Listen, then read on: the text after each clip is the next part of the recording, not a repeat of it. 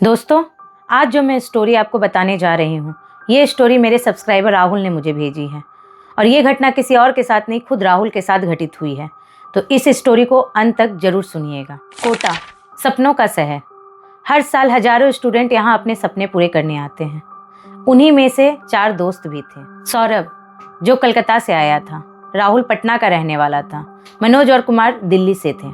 ये चारों एक ही हॉस्टल के रूम नंबर 307 में रहते थे। पढ़ाई, चाय और मस्ती, सब कुछ बहुत अच्छा चल रहा था।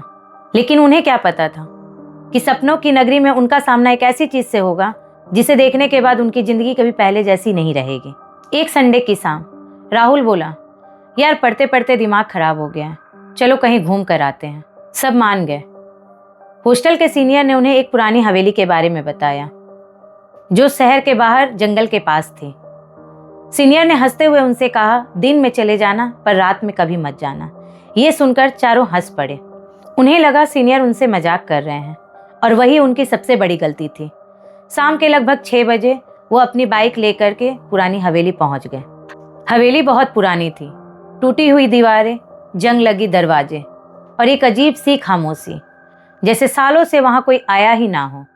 अंदर जाते ही सौरभ ने वीडियो रिकॉर्डिंग चालू कर दी।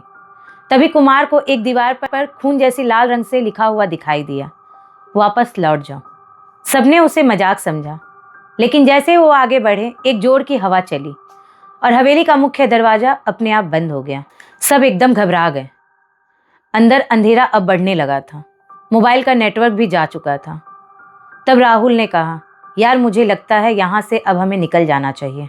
तभी ऊपर वाली मंजिल से किसी के चलने की आवाज़ आई, जैसे कोई धीरे धीरे सीढ़ियाँ उतर रहा हो। सभी चुप हो गए। आवाज़ और पास आने लगी। जैसे ही उन्होंने टॉर्च जलाकर देखा, वहाँ कोई नहीं था। तभी मनोज जोर से चिल्लाया, वो देखो। एक सफ़ेद साया कॉरिडोर के एंड पर खड़ा था। कुछ देर बाद वो साया अचानक गायब हो गया। ये लोग किसी भी तरह हवेली से निकलकर हॉस्टल वापस लौट आए। सबने सोचा शायद डर की वजह से हमें ये भ्रम हुआ होगा, लेकिन असली कहानी अब शुरू हुई थी। उस रात हॉस्टल के रूम नंबर 307 में सभी सो रहे थे।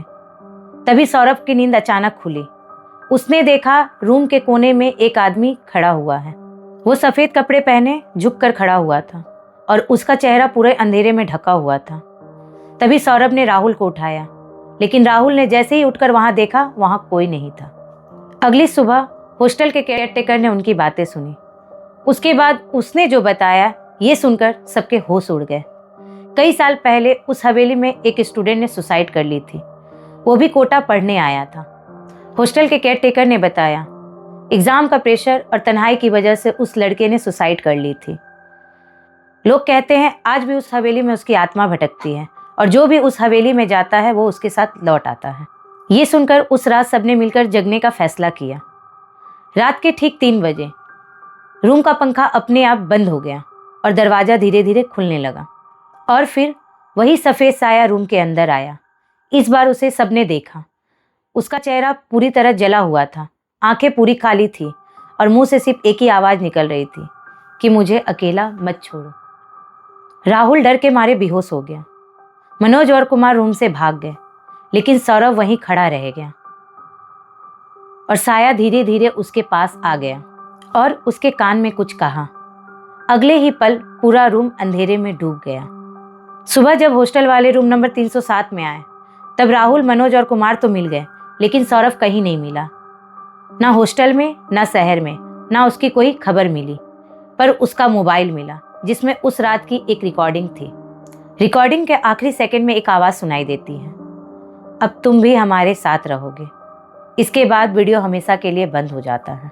लोग कहते हैं कि आज भी कोटा के उस हॉस्टल में रूम नंबर 307 में रात 3 बजे किसी की रोने की आवाज़ आती है और कभी कभी खिड़की के पास एक लड़का खड़ा हुआ दिखाई देता है, जिसका नाम है सौरभ। दोस्तों, अगर आपके साथ भी ऐसी कोई घटना घटी हो तो आप मुझे कमेंट में ज़रूर बताइए।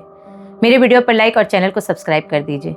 मिलते हैं नेक्स्ट वीडियो में, तब तक के लिए जय माता दी।